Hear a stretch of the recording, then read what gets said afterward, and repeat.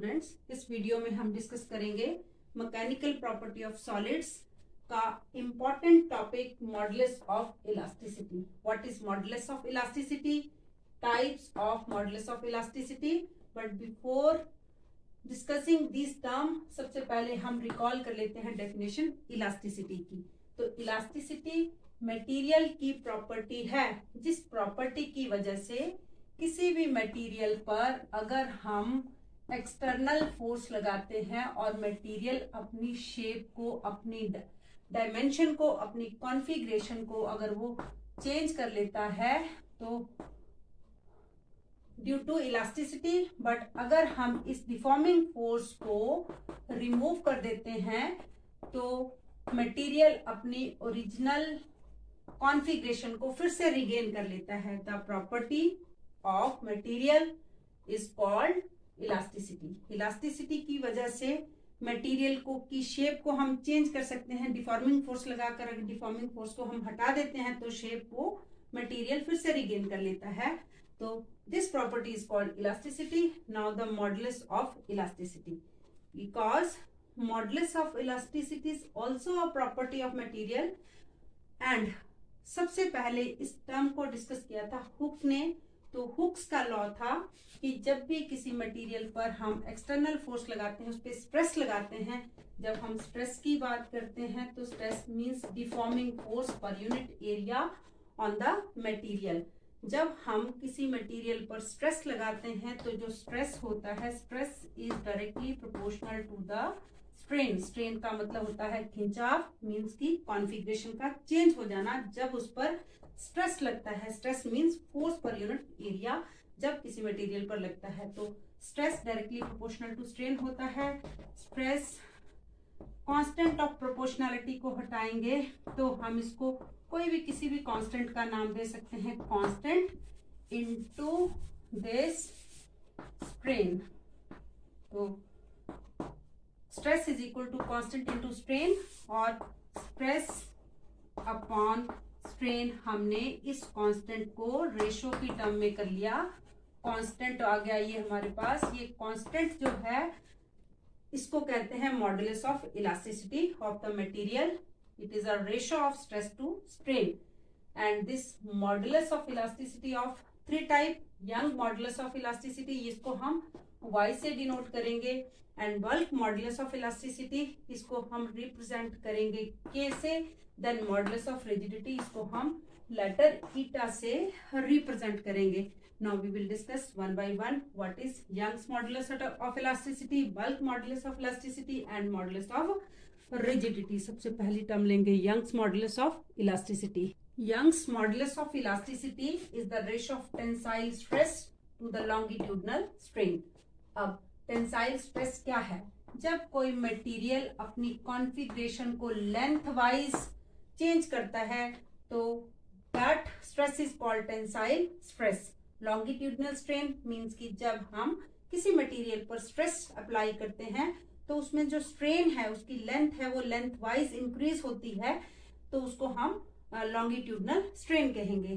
Tensile stress को हम force per unit area, और लॉन्गिट्यूडनल स्ट्रेन होता है delta L, change in length upon original length. तो यंग्स मॉडुलस ऑफ इलास्टिसिटी को Y से डिनोट करेंगे, F अपॉन ए।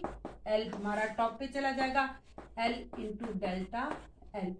नाउ किसी भी मटेरियल पर की शेप को अगर चेंज किया तो उस पर हमने लोड अप्लाई किया, लोड उस पर डाला ताकि उसकी लेंथ स्ट्रेच कर जाए, इंक्रीज कर जाए, तो उस लोड को हम फोर्स कहेंगे, और फोर्स को हम mg से डिनोट कर सकते हैं।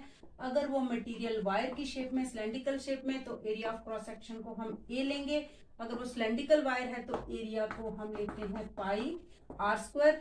तो इन सारी वैल्यूज को अगर हम पुट अप करते हैं तो यंग्स मॉडुलस ऑफ इलास्टिसिटी का फॉर्मूला आएगा mgl upon area of cross section pi r square और delta L. Now we will discuss the characteristics of Young's modulus of elasticity. But before that, we will discuss the unit of Young's modulus of elasticity. क्योंकि longitudinal strain है, modulus of elasticity stress of strain होता है force per unit area.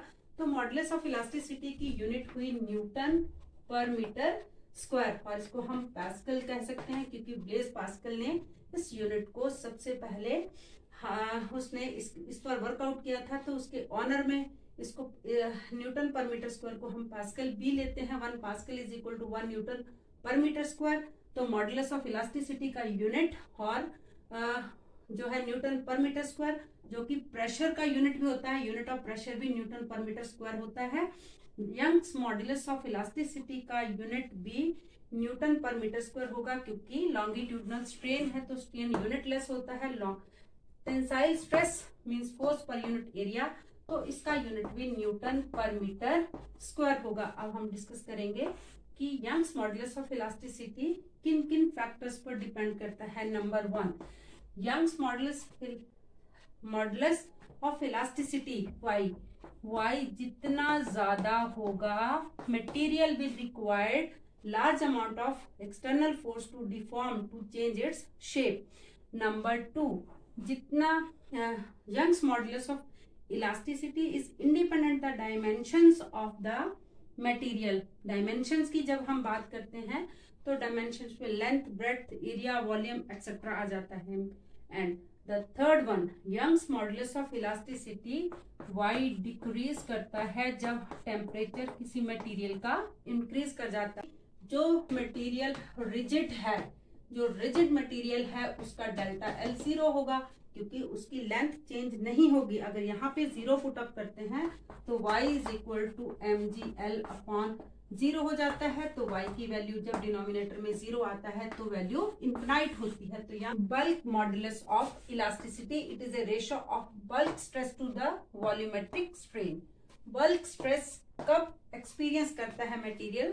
जब किसी material को liquid में immerse करते हैं तो उस मटेरियल पर लिक्विड ऑल डायरेक्शन से फोर्स एक्सर्ट करता है, अप्लाई करता है, जिसके कारण उस मटेरियल के वॉल्यूम में कुछ चेंज आ जाता है, उसका वॉल्यूम डिक्रीज हो जाता है। तो हम बल्क मॉडुलस ऑफ इलास्टिसिटी को लेंगे। बल्क स्ट्रेस से मीन्स की force per unit area upon volumetric strain हुआ delta V upon V, but force per unit area means stress being a normal force applied per unit area, तो हम force per unit area को this time we can take pressure upon यहाँ delta V, और ये V हमारा top में चला जाएगा तो V हो जाएगा। तो बल्क मॉडुलस ऑफ इलास्टिसिटी को हम रिप्रेजेंट करते हैं K से। यहाँ इसका फॉर्मूला लेते हैं K, और ये आया हमारे पास formula PV upon delta V। इसका यूनिट भी होगा न्यूटन पर मीटर स्क्वायर। जितनी भी मॉडुलाई ऑफ इलास्टिसिटी है सबका यूनिट न्यूटन पर सेकेंड है, क्योंकि modulus of elasticity stress per unit strain है तो स्ट्रेन का यूनिट नहीं होता, इसलिए हम स्ट्रेस का unit Newton per metre square लेंगे। तो यहाँ पर इसका यूनिट भी न्यूटन पर मीटर स्क्वायर होगा, डायमेंशन भी इसका स्ट्रेस का होगा। And the same way it also कि जो मटेरियल जो रिजिड है उसका वॉल्यूम चेंज नहीं होगा, डेल्टा V 0 होगा। तो for a perfectly rigid body the bulk modulus of elasticity इसका भी इनफिनाइट होता है। The third one is modulus of rigidity. Modulus of rigidity का डेफिनेशन है the ratio of tangential stress to the shear strain. Now we will find out the formula for this. Modulus of rigidity represented by that eta. It is a ratio of tangential stress to the shearing strain. Tangential stress क्या है? हम material को cuboid shape में अगर लेते हैं तो अगर हम क्यूब के लोअर फेस को फिक्स रखते हैं, लोअर फेस को अगर रखा हमने, इसको फिक्स रखा, फिक्स्ड सरफेस रख लिया और यहाँ पर हम फोर्स लगाते हैं तो जो मटेरियल है वो उसका जो वर्टिकल एज है वो स्लाइटली मूव करेगा through certain angle theta. And इसको अगर हम इस तरह से रिप्रेजेंट करना चाहें तो हम इसको ऐसे कर सकते हैं।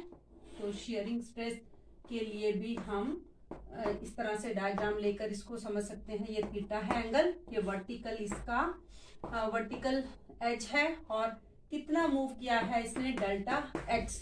तो शेयरिंग स्ट्रेस हुआ force per unit area upon sharing strain that is tangent theta.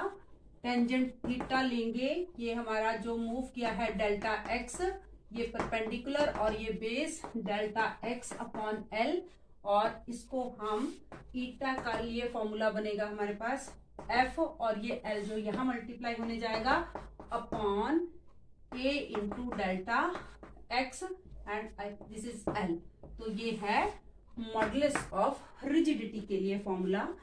तो हमने पूरे टॉपिक से कंक्लूजन निकाला है कि मॉडुलस ऑफ इलास्टिसिटी का यूनिट सेम रहता है, फॉर्मूला स्लाइटली डिफरेंट है, बट जो y k और इसको जो ईटा है, modulus of elasticity, bulk modulus of elasticity, modulus of rigidity, ये तीनों मॉडुलाई सॉलिड जो है वो पोजेस करता है, बट लिक्विड जो है फ्लूइड है जिसमें लिक्विड और गैस आता है possess only bulk modulus of elasticity.